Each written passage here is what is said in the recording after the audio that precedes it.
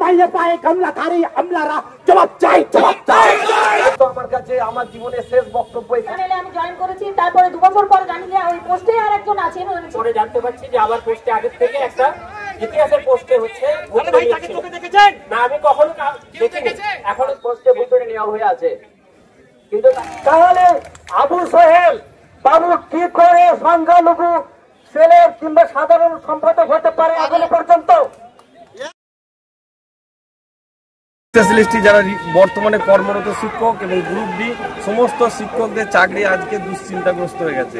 একটি চাকরি করছে যারা 10 বছর ধরে, তাদের পোস্টে ম্যানেজিং কমিটিগুলো অবৈধভাবে শিক্ষক নিয়োগ করেছে এবং একটা লোককে 70 লক্ষ 80 লক্ষ করে টাকা দিতে হচ্ছে। সরকারের গাফলতির জন্য প্রশাসনিক যারা মাদ্রাসা বোর্ডে রয়েছে সেই গাফলতির জন্য এই ঘটনা ঘটছে। ভুতুড়ে শিক্ষকরা নিয়োগ করছে কারা? ভুতুড়ে শিক্ষক হচ্ছে ম্যানেজিং কমিটি। কতগুলো মাদ্রাসায় হয়েছে এখন পর্যন্ত? যেটি হয়েছে 51টি মাদ্রাসায় হয়েছে, সংখ্যাটা 937 জনের পৌঁছেছে। তারা কি সব শিক্ষক পদে? শিক্ষক অশিক্ষক উভয় আছে। এবং আরেকটি মারাত্মক বড় অভিযোগ যে মাদ্রাসা বোর্ডে অনুমোদনহীন, যেখানে মাদ্রাসা কোনো সরকারি স্বীকৃতি নাই, সেই মাদ্রাসাও তো মাদ্রাসা বোর্ড টাকা দিচ্ছে, বেতন দিচ্ছে কয়েক লক্ষ টাকা। এরকম মাদ্রাসা শিক্ষকগুলোকে যেখানে মাদ্রাসা বোর্ডের কোনো অনুমোদনই নেই, গভর্নমেন্ট এডেড ইনস্টিটিউশন, বাট মাদ্রাসাটা অনুমোদনহীন। সরকারি অনুমোদনহীন মাদ্রাসাতে সরকারি বেতন যাচ্ছে। এই সংখ্যাটা কত? এই সংখ্যাটা এখনো পর্যন্ত 2টি মাদ্রাসা পাওয়া গেছে, পূর্ব মেদিনীপুর, একটা পশ্চিম মেদিনীপুর। ভুতুড়ে শিক্ষক নিয়োগের ক্ষেত্রে মাদ্রাসা পর্ষদের গাফিলতি পুরোটাই 100%। মাদ্রাসা বোর্ডে গাফলতির জন্য শিক্ষকদেরকে ক্লাসে না হয়ে তাকে রাস্তায় বসাচ্ছে এবং মাদ্রাসা ম্যানেজিং কমিটিগুলো দীর্ঘদিন ধরে তারা ভোট না করে তাদের কায়েমি সাহায্য চলছে মাদ্রাসা বোর্ডের সঙ্গে সহযোগিতা। মাদ্রাসা বোর্ডের প্রেসিডেন্ট এটা সম্পূর্ণভাবে যুক্ত, প্রেসিডেন্ট সরাসরি যুক্ত মাদ্রাসা বোর্ডের প্রেসিডেন্ট। আজকে কি চাইছেন আপনারা? মাদ্রাসা বোর্ডের প্রেসিডেন্ট মাদ্রাসা বোর্ডের প্রেসিডেন্টের পদত্যাগ চাই, এটাই হচ্ছে দাবি।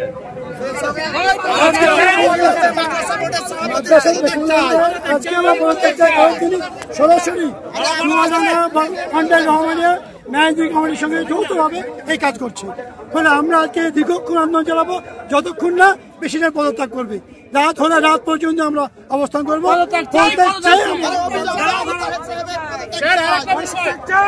2015-10 সাল থেকে 2025 সাল 15 বছর গ্রুপ ডি নিয়োগ বন্ধ করে রেখে দিয়েছে ভুতুড়ের জন্য। 7LC রাস্তা করে যাচ্ছে, তারা চাকরি করতে পারে। হ্যাঁ স্যার, আমার পোস্টে নিয়োগ হয়েছে। আমার নাম নাবিনা লিপি, আমি দেবকুণ্ড হায়না পেশায় চাকরি করি। আমার 18 প্যানেলে আমি জয়েন করেছি, তারপরে 2 বছর পরে জানি যে ওই পোস্টে আরেকজন আছেন।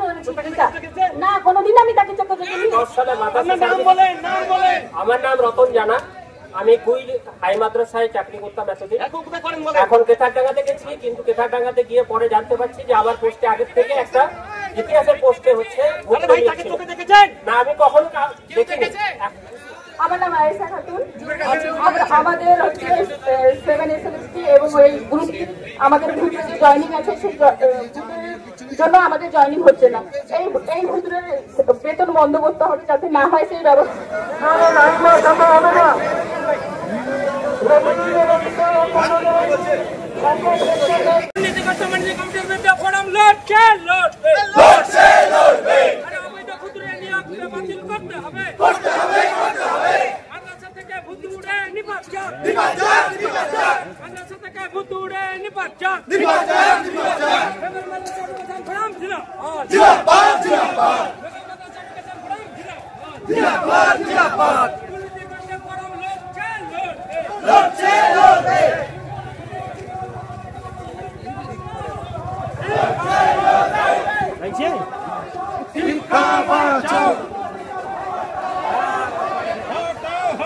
কেমন আছে? ভালো কাব্বা দেখো।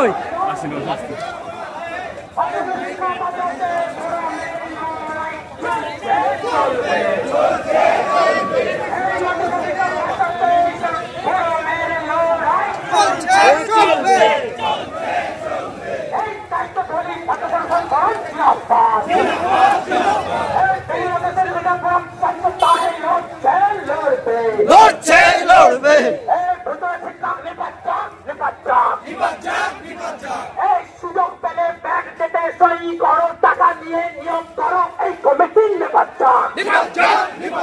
এই সুযোগ পেলে টাকা নিয়ে নিয়োগ করো এই কমিটির নির্বাচক এই এই স্বচ্ছতার দাবিতে বাংলাদেশ এডুকেশন ফোরাম লড়ছে লড়বে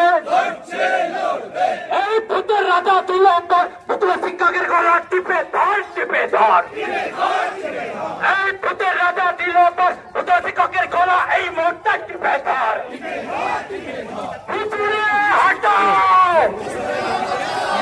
মাদ্রাসা শিক্ষা বাঁচাও ভূতুরে হটাও শিক্ষা বাঁচাও গ্রুপ ডি নিয়োগ করতে হবে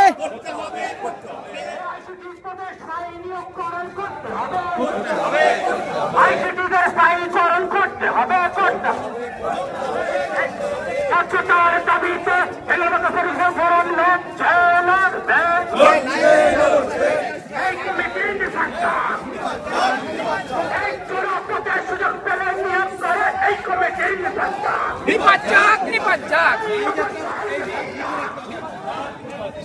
মাইক দরকার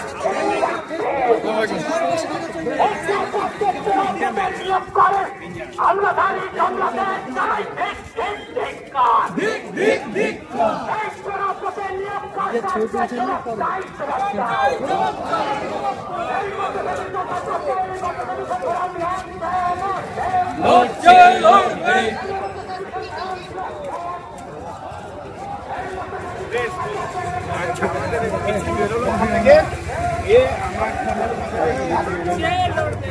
লড়বে মাদ্রাসা এডুকেশন ফোরাম জিন্দাবাদ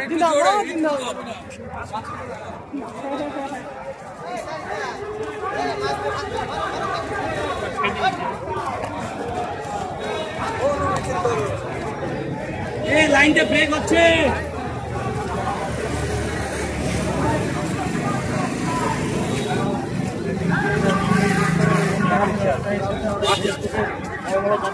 ঠিক আছে পুরোটা কভার নিয়ে যাবে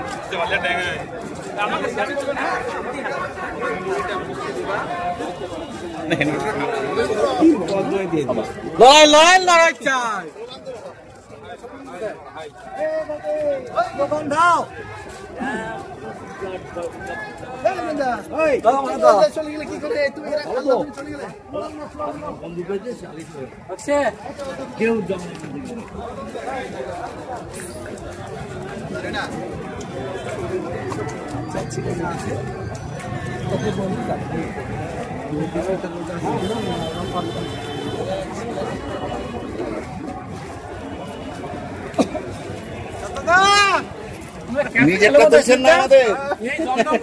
আমাদের মুখ আসছে তো আমার মালদার কিন্তু সব আসে মিছিল তো শেষই হয় রে ভাই প্রচুর আছে এখন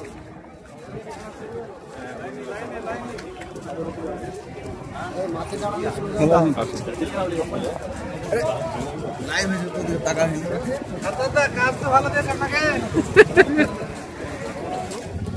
দারুন আমি ঠিক আছে ওকে ফাইন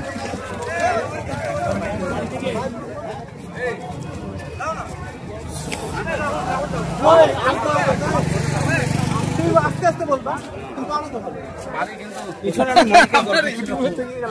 হ্যাঁ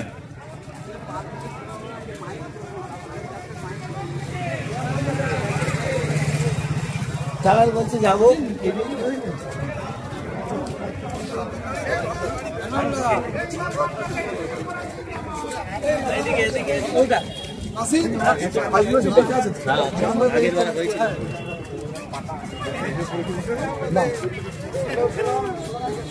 বেঙ্গল মাদ্রাসা এডুকেশন ফোরাম বেঙ্গল মাদ্রাসা এডুকেশন ফোরাম দুর্নীতিগ্রস্ত ম্যানেজিং কমিটি দূর হটো দূর হটো দুর্নীতিগ্রস্ত ম্যানেজিং কমিটি দূর হটো বেঙ্গল মাদ্রাসা এডুকেশন ফোরাম জিন্দাবাদ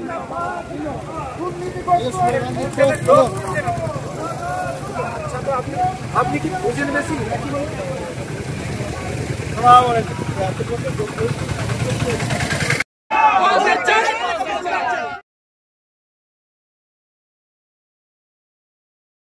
চালাই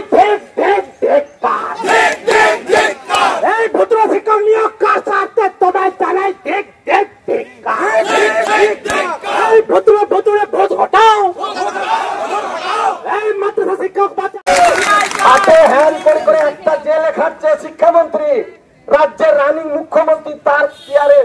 মহাসচিবকে বার করে আনতে পারিনি আলিপুর জেল থেকে। মহাসচিব ছিল দলের, শিক্ষামন্ত্রী ছিল, রানিং সরকার, রানিং মন্ত্রী জেলে খাটছে, এও খাটবে, শুধু সময়ের অপেক্ষা। আজলামি করার জায়গা নেই না। কার পয়সা নিয়ে রয়েছে কাজ?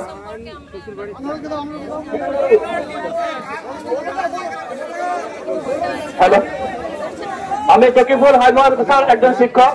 তারা দাবি করেছে যে আমরা এখানে চাকরি করি, কিন্তু তাদের কোনো আইনি বৈধতা নেই, তারা টোটালি ফলস।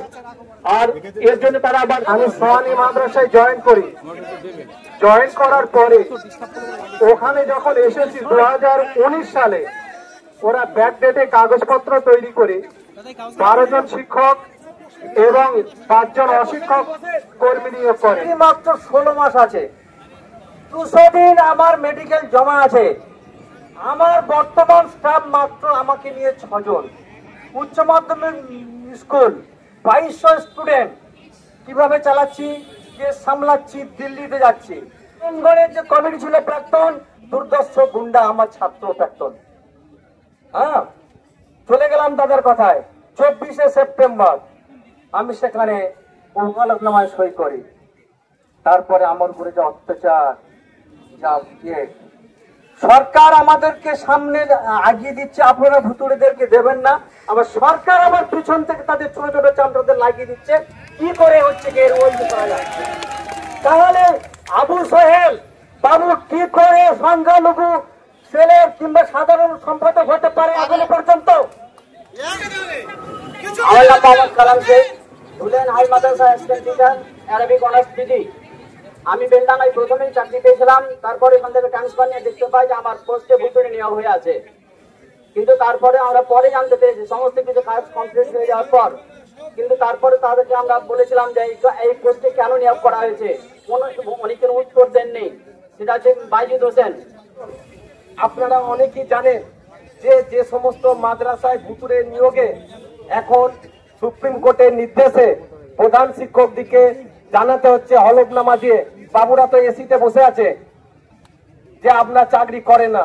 রাত 10টা 12টার সময় গুন্ডা নিয়ে এসে পাশে এখানে বসে আছে ধুলিয়ানে, হেডমাস্টারের কাছে হুমকি দিচ্ছে যে আপনি কেন করবেন, জীবন একটা। আর দাঁতগুলো 32 পাটি দাঁত করে হেলা করে হাসছে। চাকরিগুলো থাকবে না এই কাগজগুলো যদি পড়ানো হয়। 26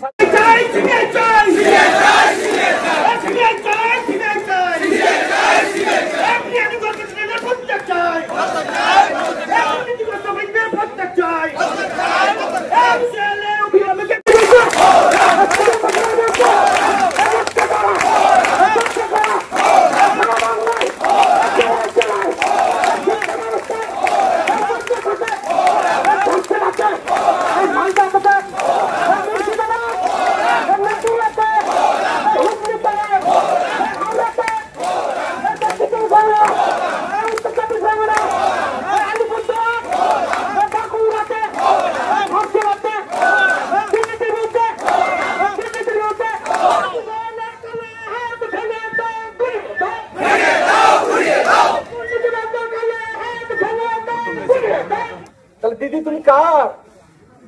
26,000 লোকরা যেমন বলছে দিদি তুমি কার, বলছে দিদি আমি পরীক্ষা।